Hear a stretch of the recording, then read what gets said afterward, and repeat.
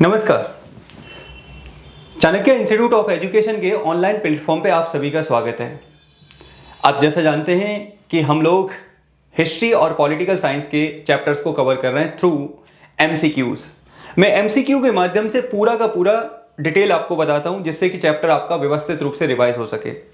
इन questions का, इस explanation का आप यूज आगामी बोर्ड एग्जाम प्लस आने वाला जो सीयूटी एग्जाम है उसमें कर सकते हो। तो अभी तक हमने कई चैप्टर कर लिए हैं। आज पॉलिटिकल साइंस का एक और चैप्टर है जिसका नाम है recent development in Indian politics, यानी कि भारतीय राजनीति में हाल में ही हुए बदलाव। आज उन्हीं डेवलपमेंट के बारे में बात करने वाले हैं और इन क्वेश्चन आंसर के माध्यम से मैं ये पूरा चैप्टर आपको रिवाइज कराने वाला हूं। तो नमस्कार बच्चों, मेरा नाम है अभय गुप्ता और आज आप मेरे साथ पॉलिटिकल साइंस का चैप्टर पढ़ने वाले हो। एक दिन हम पॉलिटिकल साइंस, एक दिन हिस्ट्री का चैप्टर पढ़ते हैं। तो आज पॉलिटिकल साइंस की बारी है। कल होली थी, इस वजह से क्लास नहीं हो पाई। आज फिर से क्लास आपकी मैं लेने आया हूं और आप लोगों से रिक्वेस्ट है कि जब आप इस क्लासेस को देख रहे हो तब आप कॉपी पेन लेकर बैठा करिए और जो क्वेश्चन, जो टॉपिक आपको लगता है कि ये आपको नहीं आता, वो आप एक की नोट्स बना लिया करिए। जिससे होगा क्या कि जब आप रिवाइज करेंगे तो तुरंत आपको वो चीजें क्लिक कर जाएंगी और आप बहुत जल्दी उसको रिवाइज कर पाएंगे। तो ये मेरी आपसे रिक्वेस्ट है कि आप इस पर थोड़ा सा काम करेंगे। तो बिना देरी करते हुए आज इस चैप्टर को शुरुआत कर देते हैं। छोटा चैप्टर है और छोटे चैप्टर को छोटे चैप्टर के माध्यम से समझते हैं। सो स्टार्ट करते हैं और आप लोग मेरे साथ कमेंट में आंसर देते हैं। तो पहला क्वेश्चन क्या है, जरा देखिए। क्वेश्चन नंबर 1 क्या है? क्वेश्चन नंबर 1 कह रहा है 1990 के दशक में भारतीय राजनीति में या भारतीय राजनीति से कौन से मुख्य मुद्दे देखने को मिले। आपसे पूछ रहा है कि 1990s में भारतीय राजनीति में कौन कौन से मुख्य मुद्दे देखने को मिले। ऑप्शन ए है कांग्रेस प्रणाली का खात्मा, पहला। ऑप्शन बी है मंडल मुद्दे को लेकर राजनीति। ऑप्शन सी है नई आर्थिक नीति या इनमें से कोई नहीं। आपको बताना है कि 1990 के दशक में भारतीय राजनीति में कौन कौन से बदलाव देखने को मिले। यहीं पर मैं लिख देता हूं, क्या ये सभी डी को अपन ने 2 तरीके से लिख लिया है। आपको बताना है क्या होगा इसका आंसर। 2 सेकंड सोचिए, फिर मैं इसका आंसर आपको देता हूं।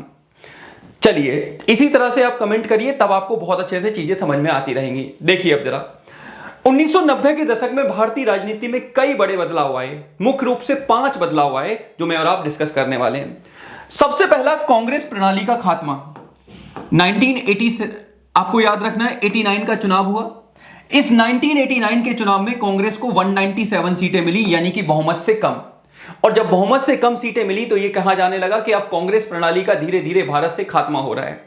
याद करिए, वो कांग्रेस पार्टी जिसको 1984 के इलेक्शन में, ठीक है, 1984 के इलेक्शन में 415 सीटें मिली और वो अगले इलेक्शन में 197 पर आकर रह गई, जिसकी वजह से कुछ विद्वानों ने यह कहना शुरू कर दिया कि कांग्रेस प्रणाली का भारत से खात्मा हो रहा है। पहली चीज। दूसरा चेंज क्या देखने को मिला? मंडल मुद्दे को लेकर राजनीति। आपको पता होना चाहिए 1977 में जनता पार्टी का गठन हुआ, जनता पार्टी की सरकार बनी और इस जनता पार्टी की सरकार में मोरारजी देसाई पीएम बने। और बच्चों, जब मोरारजी देसाई पीएम बने तो उन्होंने 1979 में एक कमीशन गठन किया जिसका नाम था मंडल कमीशन। और इस मंडल कमीशन के अध्यक्ष थे विद्येश्वरी प्रसाद मंडल, जिन्हें बीपी मंडल के नाम से जाना जाता है और वो बिहार के पूर्व सीएम भी थे। अब हुआ क्या, जब यह गठन किया गया तो इसने सजेशन दिया कि जो ओबीसी जाति हैं, अदर बैकवर्ड कास्ट हैं, उनको शिक्षा में तथा सरकारी नौकरियों में 27% रिजर्वेशन मिलना चाहिए। और 1990s के टाइम पर यह मंडल मुद्दे को लेकर बहुत ज्यादा राजनीति होने लगी और हर पार्टी यह कहने लगी कि अगर हम सत्ता में आए तो मंडल कमीशन की सिफारिशों को लागू कर देंगे, यानी कि ओबीसी के रिजर्वेशन को लागू कर दिया जाएगा। इसको लेकर एक बड़ी पॉलिटिक्स देखने को मिली। दूसरा, नई आर्थिक नीति। उसी समय नई आर्थिक नीति की बात होने लगी, यानी कि भारत सरकार अब एक बंद व्यापार की नीति को छोड़कर एलपीजी रिफॉर्म लाने की बात कर रही थी। एलपीजी रिफॉर्म मतलब लिबरलाइजेशन, प्राइवेटाइजेशन एंड ग्लोबलाइजेशन, जिससे कि भारत की अर्थव्यवस्था को उदार बनाया जा सके और भारत में बाहर से निवेश को आकर्षित किया जा सके और भारत की इकोनॉमी को बूस्ट दिया जा सके। इसी वजह से नई आर्थिक नीति को लेकर बहस छिड़ गई। उसी समय 1990 में 1992 में क्या देखने को मिला? बाबरी मस्जिद को तोड़ दिया गया और इस बाबरी मस्जिद को लेकर एक नई प्रकार की राजनीति आपस में देखने को मिली, सांप्रदायिकता को लेकर एक तनाव देखने को मिला। और पांचवा चेंज क्या देखने को मिला, 1991 में चुनाव प्रचार के दौरान कांग्रेस के वरिष्ठ नेता राजीव गांधी की तमिलनाडु में हत्या कर दी गई। यह हत्या कुछ लिट्टे समर्थित लोगों ने की और जब उनकी हत्या कर दी तो कांग्रेस की लीडरशिप में चेंज आया और नरसिम्हा राव प्रधानमंत्री बने। ये 5 चेंज भारतीय राजनीति में देखने को मिले 1990 के दशक में, जिनका दूरगामी प्रभाव भारत की राजनीति पर दिखाई दिया। तो ये बात अच्छे से याद रखिएगा, 1990 के दशक में भारत की राजनीति में कौन सा वो देखने को मिला, तो आंसर है डी, यानी कि इनमें से कोई नहीं, या फिर कह सकते हो ये सभी आपको बदलाव देखने को मिले। तो क्वेश्चन नंबर 1 का आंसर क्या हो जाएगा, A is a right answer of question number 1। What were the main issues seen in Indian politics in the 1990 में कौन कौन से, तो सारे चेंज ये देखने को मिले। End of the Congress system, politics over the Mandal issue, new economic policy, इसके अलावा बाबरी मस्जिद डिस्प्यूट और लास्ट में death of Rajiv Gandhi and change in the Congress leadership. तो ये 5 चेंज देखने को मिले जिन्होंने भारत की राजनीति को बहुत ज्यादा प्रभावित करने का काम किया था। आई थिंक इतनी बात समझ में आ गई होगी।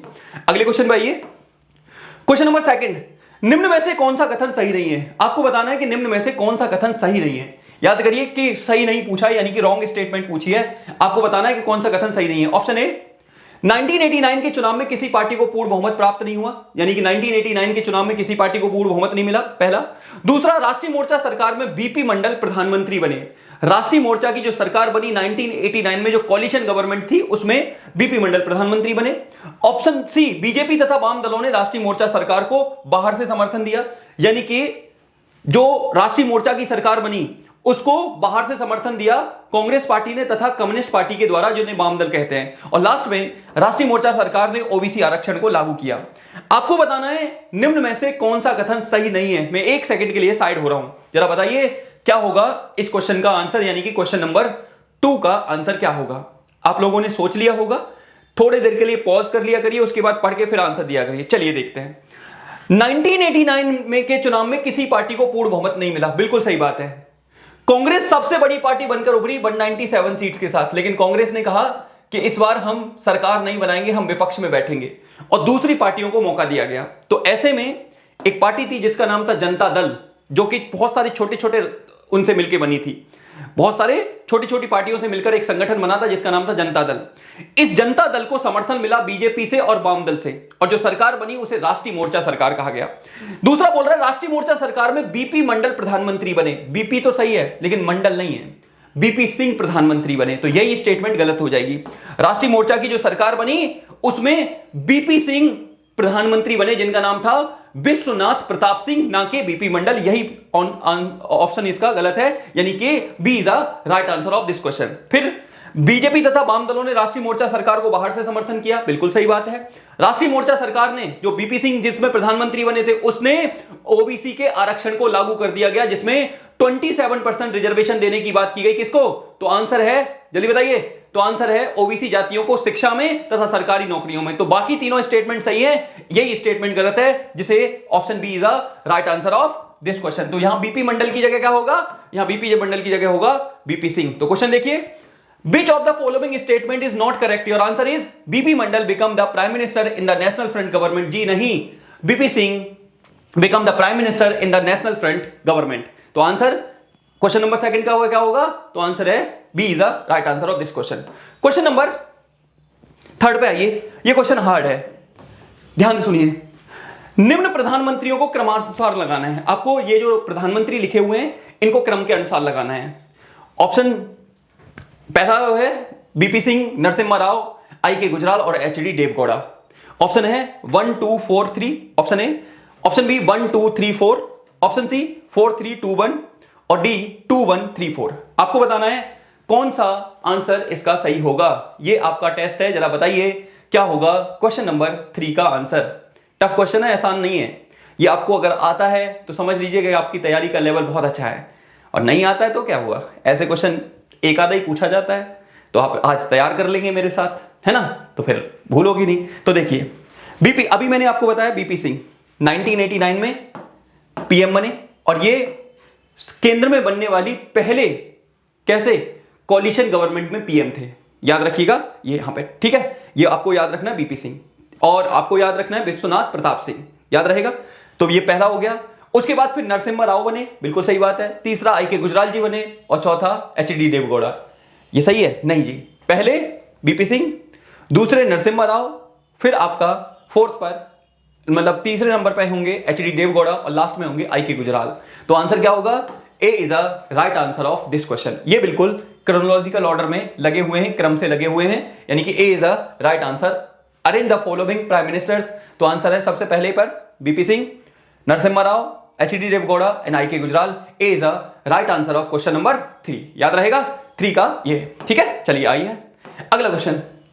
मंडल कमीशन का निम्न में से सही संबंध है। मंडल कमीशन इनसे किससे रिलेटेड है, आपको ये बताना है। आपको बताना है कि मंडल कमीशन का संबंध निम्न में से किससे है। बताइए जरा जल्दी, मंडल कमीशन का संबंध किससे? ऑप्शन ए आपातकाल से है क्या?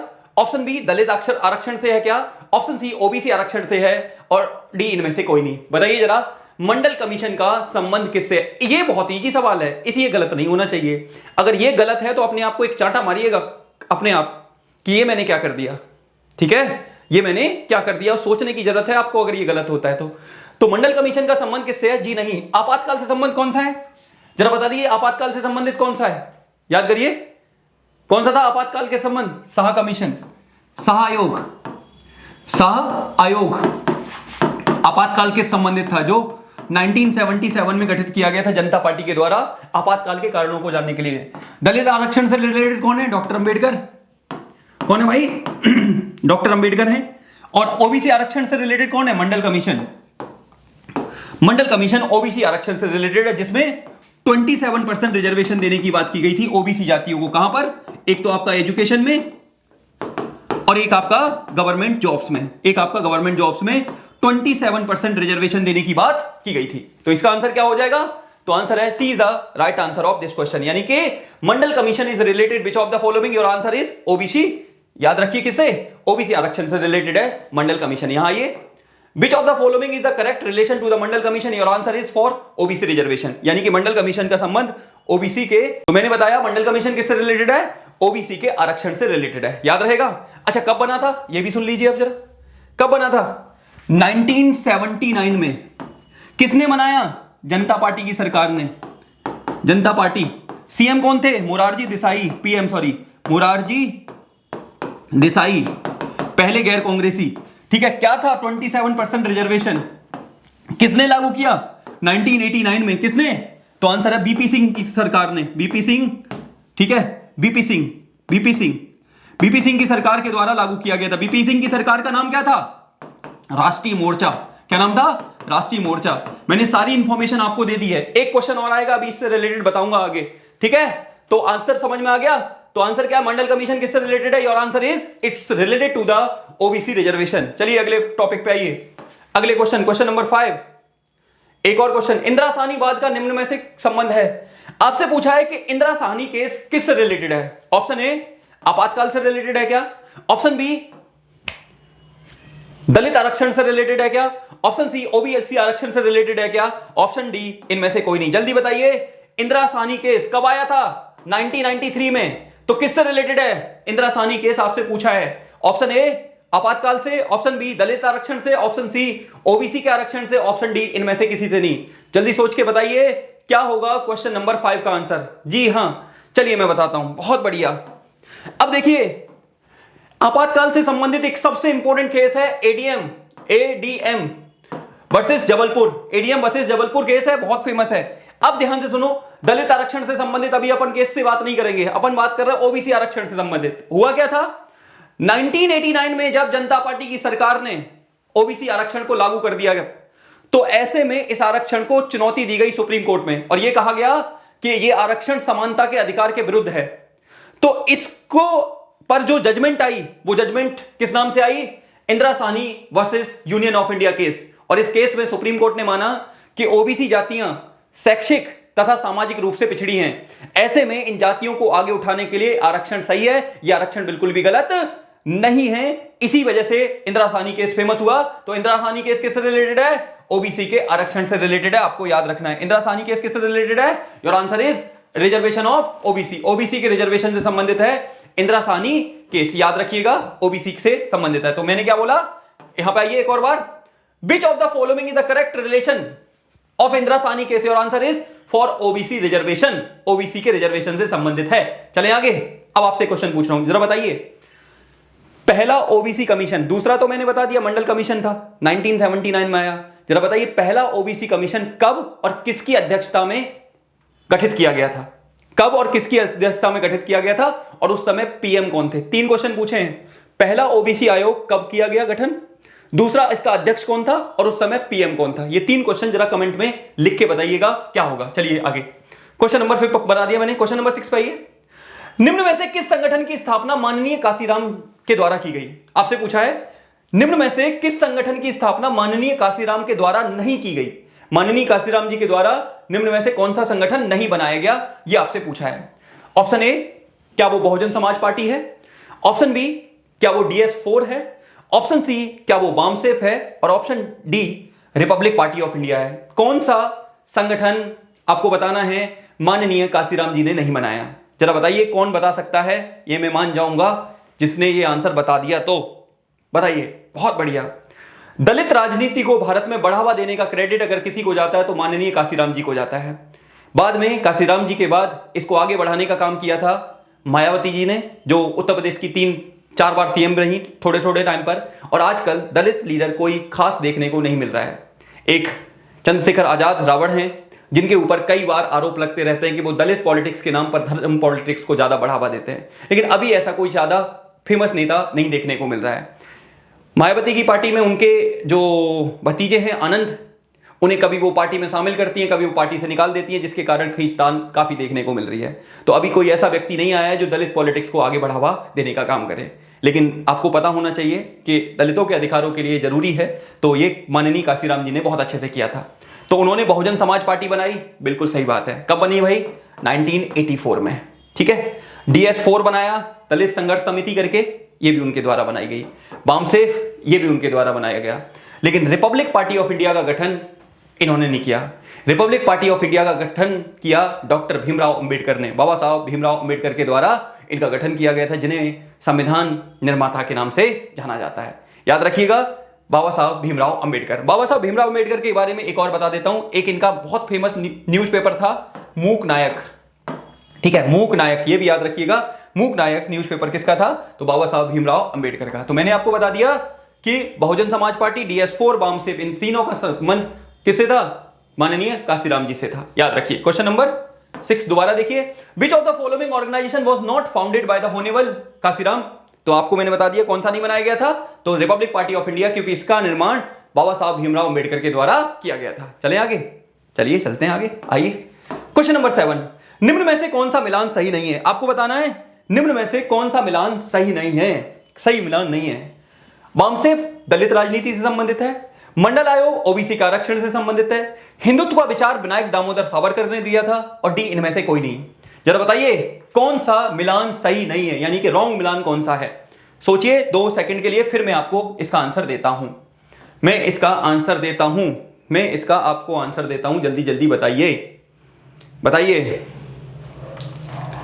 ठीक है। चले, देख लिया होगा आपने। अब ध्यान से सुनिए। वामसेफ, बिल्कुल अभी मैंने बताया, दलित राजनीति से संबंधित था। इसका गठन बताइए माननीय काशीराम जी के द्वारा किया गया। दूसरा, मंडल आयोग ओबीसी आरक्षण से रिलेटेड है। मैंने आपको बताया कब? 1979 में। किसने? जनता पार्टी के द्वारा इसका गठन किया गया था। जनता पार्टी में पीएम कौन थे? वीपी सिंह। सही बोल रहा हूं मैं? गलत बोल रहा हूं मैं? जनता पार्टी में पीएम कौन थे? मोरारजी देसाई। इसका अध्यक्ष कौन था मंडल कमीशन का? तो आंसर है बीपी मंडल, विद्येश्वरी प्रसाद मंडल, जो पूर्व सीएम थे बिहार के। रिकमेंडेशन क्या थी? 27% रिजर्वेशन ओबीसी जातियों को दिया जाए, साथ ही भूमि का वितरण पुनः किया जाए। लागू किसने किया? 1989 में जनता पार्टी की राष्ट्रीय मोर्चा सरकार के द्वारा इसे लागू किया गया, जिसमें पीएम कौन थे? तो आंसर है बीपी सिंह, विश्वनाथ प्रताप सिंह। इससे संबंधित केस का नाम क्या है? Indira Sawhney versus union of India case. याद रखिएगा, याद रहेगा। तो आंसर क्या होगा? निम्न में से कौन सा मिलान सही नहीं है? ये भी सही है, ये भी सही है। हिंदुत्व का विचार विनायक दामोदर सावरकर के द्वारा दिया गया, जिन्हें बीडी सावरकर के नाम से जानते हैं। बीडी सावरकर की एक बहुत फेमस बुक है, क्या नाम है बुक का? The first war of independent. First war of independent यानी कि आजादी के लिए पहला युद्ध। इन्होंने 1857 के रिवॉल्ट को आजादी के लिए पहला युद्ध कहा। किसने? विनायक दामोदर सावरकर ने। याद रखिएगा। तो ये इसमें से आंसर क्या हो जाएगा? D is the right answer of this question, यानी कि क्वेश्चन नंबर 7 का आंसर क्या है? डी। ये सारे विचार सही हैं, कोई भी इसमें रॉन्ग नहीं है। Which of the following matching is not correct? मामसेप दलित पॉलिटिक्स सही है, Mandal commission for OBC reservation सही है, आइडिया ऑफ हिंदुत्व विनायक दामोदर सावरकर ने कहा। अब यहां आइडिया ऑफ हिंदुत्व का मतलब क्या है? आइडिया ऑफ हिंदुत्व का यहां पर मतलब है कि भारत में रहने वाला प्रत्येक व्यक्ति अपनी मातृभूमि को, अपने देश को पितृभूमि और मातृभूमि का दर्जा दे। और पितृभूमि और मातृभूमि का आप दर्जा देते हो तो इसका मतलब आप अपने देश के साथ कनेक्टेड हो। ये बात कौन बोल रहा है? आंसर है the statement was given by Vinayak Damodar Savarkar. I think so कि आपको मेरी बात समझ में आ गई होगी। चलूं आगे? बहुत बढ़िया, देखिए आगे। चलिए आगे, अगला क्वेश्चन क्या है? निम्न में से गलत कथन की पहचान करें। अब आपको बताना है इनमें से रॉन्ग स्टेटमेंट कौन सी है। ठीक है, गलत कथन। पहला, साहवानो केस 1985 में आया, बात करेंगे क्या है। बाबरी मस्जिद विवाद 1992 में क्या इसको गिराया गया था। मंडल आयोग की सिफारिशों को लागू करना 1989 में, और बीजेपी का गठन 1984 में। आपको बताना है कि इनमें से कौन सा कथन गलत है, रॉन्ग। ठीक है, गलत कथन, रॉन्ग रॉन्ग रॉन्ग। बताइए जरा कौन सा स्टेटमेंट इसमें से गलत है। मैं आपके आंसर का वेट कर रहा हूं, बताइए क्या होगा इसका आंसर। बिल्कुल बिल्कुल बिल्कुल बिल्कुल, बहुत सही कर रहे हो। कुछ बच्चे बहुत अच्छे से आंसर देते हैं। बताइए क्या होगा इसका आंसर, जल्दी बता दीजिए। बताइए, तब तक मैं आपके कमेंट पढ़ता हूं, कौन कौन क्या क्या कर रहा है कमेंट। ठीक है, चलिए बताइए क्या होगा इसका आंसर। चलिए ठीक है, बहुत बढ़िया। ठीक है, अगर कोई कहे आपसे कि आप पढ़कर चीजें छोड़ देते हैं तो आप बड़ा स्माइल करके जवाब दे दीजिएगा कि किसने कहा हम पढ़कर छोड़ देते हैं? किसने कहा हम पढ़कर छोड़ देते हैं? दिल को जो छू जाए, दिल को जो छू जाए हम वो पन्ना मोड़ देते हैं। कोई पेज जिस पर बहुत महत्वपूर्ण बात लिखी गई है उसे हम मोड़ देते हैं, या हाइलाइटर से हाईलाइट कर देते हैं, या पेंसिल से। ऐसा ही मेरा और आपका जीवन है। मेरे और आपके जीवन में कुछ महत्वपूर्ण लोग आते हैं जो इस तरह से जुड़ जाते हैं जिनसे दूरी बना पाना बहुत मुश्किल होता है। ऐसे जैसे बुक में कुछ चीजें इतनी महत्वपूर्ण आ जाती हैं जो हम बिना याद करे नहीं छोड़ते। तो इसी तरह से दिमाग में रखिएगा। क्या है निम्न में से कौन सा कथन? ठीक है, निम्न में से गलत कथन की पहचान करें। साहवानो केस 1985 में आया, बिल्कुल सही बात है। सही बात है क्या? बिल्कुल सही बात है। अगला, बाबरी मस्जिद विवाद 1992 में, मंडल आयोग की सिफारिश है, ये भी सही है, लेकिन ये गलत है। यहां पर मैंने बदमाशी की है थोड़ी सी। बीजेपी का गठन कब हुआ? तो आपको याद रखना, बीजेपी का गठन 1984 में नहीं हुआ भाई, 1980 में हुआ, 1980 में हुआ। तो 1984 में किसका गठन हुआ? बहुजन समाज पार्टी का गठन हुआ, जिसका गठन माननीय काशीराम जी के द्वारा किया गया। याद रहेगा? तो ये बात दिमाग में बहुत अच्छे से रखिएगा। अब जरा आगे बात करते हैं, थोड़ा सा और समझते हैं। आपको पता होना चाहिए कि बीजेपी का गठन मूल रूप से एक पार्टी से माना जाता है जिसका नाम था भारतीय जनसंघ। भारतीय जनसंघ की स्थापना कब? भारतीय जनसंघ की स्थापना 1952 में श्यामा प्रसाद मुखर्जी जी के द्वारा की गई, और बाद में यही रिप्लेस करके 1980 में क्या कर दिया गया? भारतीय जनता पार्टी कर दिया गया। चलिए अगला क्वेश्चन पे आइए। तो आइडेंटिफाई द रॉन्ग स्टेटमेंट मैंने बता दिया। फॉर्मेशन ऑफ बीजेपी इज 1984 नहीं 1980 होगा। अगला क्वेश्चन, निम्न में से किस लोकसभा चुनाव में बीजेपी को मात्र 2 सीटें मिली? आपको पता है कि 2 सीटें, उसके बाद बीजेपी का ग्राफ बढ़ता है। आपसे पूछा कि किस चुनाव में बीजेपी को 2 सीटें मिली? सिर्फ 2 सीटें। चलिए बताइए कौन से चुनाव में था? क्या वो 1984 का चुनाव था, 1989 का, 1996 का, या 2004 का? जरा दिमाग लगाइए और किस चुनाव में ऐसा हुआ होगा कि बीजेपी को मात्र 2 सीटें बनी। चलिए मैं बताता हूं। आपको पता है 80 में बीजेपी का गठन हुआ। 1984 में ही इंदिरा गांधी जी की हत्या कर दी गई उनके बॉडीगार्ड्स के थ्रू। उसके बाद हमारे देश में चुनाव हुए, और इस चुनाव में कांग्रेस को भरपूर सीटें मिली, 415। अब तक का रिकॉर्ड है, किसी पार्टी को इतनी सीटें नहीं मिली जितनी अकेली कांग्रेस को मिली उस समय, और राजीव गांधी इसमें पीएम बने। उस समय 1984 का ही टाइम था जब बीजेपी को मात्र कितनी सीटें मिली? सिर्फ 2 सीटें मिली। आपसे मैं पूछूंगा जरा बताइए ये कौन दो व्यक्ति थे जो 1984 के चुनाव में जीत कर आए थे? इस पर गूगल करिए और गूगल करने के बाद इसको दूसरे वाला जो कमेंट बॉक्स है जो चल रहा है वो नहीं, दूसरे वाले कमेंट बॉक्स में इसका आंसर दीजिए। कौन से वो दो लोग थे जो 1984 के चुनाव में जीत कर आए थे, जिन्होंने कांग्रेस बीजेपी के लिए 2 सीटें जीती थी? तो 1984 के चुनाव में बीजेपी को मात्र कितनी सीटें मिली? 2। अगले चुनाव में फिर 87, और यहीं से बीजेपी का ग्राफ चलना शुरू हो गया। अगला देखिए, in which of the following Lok Sabha election BJP did get only 2 seats in 1984? Answer दीजिएगा कौन दो लोग थे ये, ठीक है। चलिए आगे आइए, एक क्वेश्चन और है।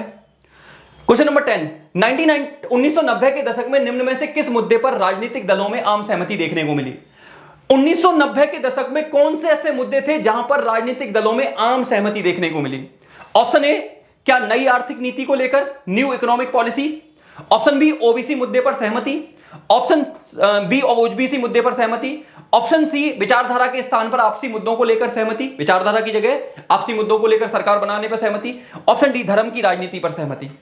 कौन से मुद्दे थे जिस पर सहमति देखने को मिली 1990 के दशक में? ये थोड़ा सा टफ क्वेश्चन है, जरा एनालाइज करिए और बताइए क्या होगा इसका आंसर। मैं थोड़ा साइड हो रहा हूं, बताइए जरा क्या होगा इसका आंसर। आई थिंक सो कि आपने सोच लिया होगा। पहला, नई आर्थिक नीति पर सहमति। जी हां, 1990 के दशक में नई आर्थिक नीति पर सहमति बनी। 1999 में एलपीजी रिफॉर्म्स लागू कर दिए गए थे, और जब ये लागू किए गए उस समय हमारे देश में पीएम हुआ करते थे नरसिम्हा राव जी, और हमारे होम मिनिस्टर हुआ करते थे, पूर्व प्रधानमंत्री भी रहे वो, मनमोहन सिंह जी। उन्हीं की लीडरशिप में एलपीजी रिफॉर्म्स लाए गए थे। ट्रेड बैरियर्स को हटा दिया गया था, व्यापार को आसान बना दिया गया था, इनको लाया गया था। ओबीसी मुद्दे पर सहमति, बिल्कुल सही बात है। विचारधारा के स्थान पर आपसी मुद्दों को लेकर सहमति, यह भी बिल्कुल सही बात है, लेकिन यह गलत है। धर्म की राजनीति पर सहमति, जी नहीं, भारत में धर्म की राजनीति पर लेकर कोई सहमति देखने को नहीं मिली थी। तो क्वेश्चन नंबर 10 का आंसर क्या होगा? क्वेश्चन नंबर 10 का आंसर होगा option number D is the right answer of this question. आगे आइए, इंग्लिश में पढ़िए। On which of the following issue was there no consensus among the political parties? तो आंसर है arrangement on politics of religion. धर्म की राजनीति पर कोई अरेंजमेंट, कोई सहमति देखने को नहीं मिली थी। तो ये छोटा चैप्टर था जिसमें 10 क्वेश्चन के माध्यम से मैंने एक बड़े चैप्टर को आपको समझाने की कोशिश की। मैंने आपको बताने की कोशिश की कि इस चैप्टर में क्या क्या बातें हैं और कौन कौन सी बातें बताई गई हैं। एक मिनट रुकिए। हाँ, तो मैंने आपको इस चैप्टर से रिलेटेड सारी चीजें बताई, कौन कौन सी मेन चीजें हैं जहां से आपसे क्वेश्चन बन सकता है। अगर मैं बात करूं बड़ा क्वेश्चन, तो पहला क्वेश्चन तो वही बन जाता है कि भारतीय राजनीति में 1990 के दशक में कौन कौन से डेवलपमेंट देखने को मिले। अगर मैं और बात करूं कि किन मुद्दों पर लेकर भारतीय राजनीति में सहमति देखने को मिली, जो हमने लास्ट में डिस्कस किए। एक क्वेश्चन बोला जाता है कि 1990 में के दशक में कांग्रेस की सरकार तो नहीं बनी, लेकिन उसकी सरकार बनाने में और राजनीति में महत्वपूर्ण भूमिका रही। तो अगर यह क्वेश्चन पूछा जाए तो क्या बताओगे? तो ध्यान से सुनना। अगर ऐसा क्वेश्चन पूछा जाए तो आप बताओगे कि माना 1989 के बाद कांग्रेस को बहुमत नहीं मिला, लेकिन उसने विपक्षी दल की भूमिका बहुत महत्वपूर्ण रूप से अदा की। The Congress party was play an important role in the opposition, पहली चीज। दूसरी चीज, केंद्र में जब गठबंधन की सरकार बनी तो कांग्रेस के द्वारा बहुत महत्वपूर्ण रोल प्ले किया गया इन सरकारों को बनाने में, चाहे वो नरसिम्हा राव जी की सरकार हो, चाहे वो बाद में बनने वाली सरकारें हों। इसके अलावा राज्य की राजनीति में कांग्रेस यूं के यूं ही बनी रही, राज्य में काफी ज्यादा अच्छा खासा प्रबल दबाव देखने को मिला। तो मैं ये कह सकता हूं कि 1989 के बाद कांग्रेस का सरकार नहीं बनी, लेकिन भारतीय राजनीति में उसका स्तर, उसका प्रभाव बहुत महत्वपूर्ण रूप से देखने को मिला। तो ये था आज का डिस्कशन। मैंने 10 क्वेश्चन के माध्यम से आपसे चीजें डिस्कस की। आप मुझे बताइएगा कि कैसा लगा आपको, कमेंट में लिखकर, अच्छा बुरा जैसा आपको लगता है। क्या ये क्लासेस आपको हेल्प कर रही हैं या नहीं कर रही हैं, ये भी बताइएगा। और हाँ, मैं बार बार आपसे बोलता हूं कि ये टाइम अपने आप को देने का है, अपने ऊपर खर्च करने का है, अपने ऊपर इन्वेस्ट करने का है। अभी थोड़े, आज जैसे आपका हिंदी का पेपर हुआ, ऐसे ही अगर बाकी बढ़िया पेपर जाएंगे तो you have get good percentage, good नहीं, वेरी गुड परसेंटेज। और यही तो आपको चाहिए, तभी आप खुश होगे, मेरा जैसा टीचर खुश होगा, जहां पर आप पढ़ते हैं वहां पर आपकी फोटोज लगाई जाएंगी, तब आपको अलग मजा आएगा।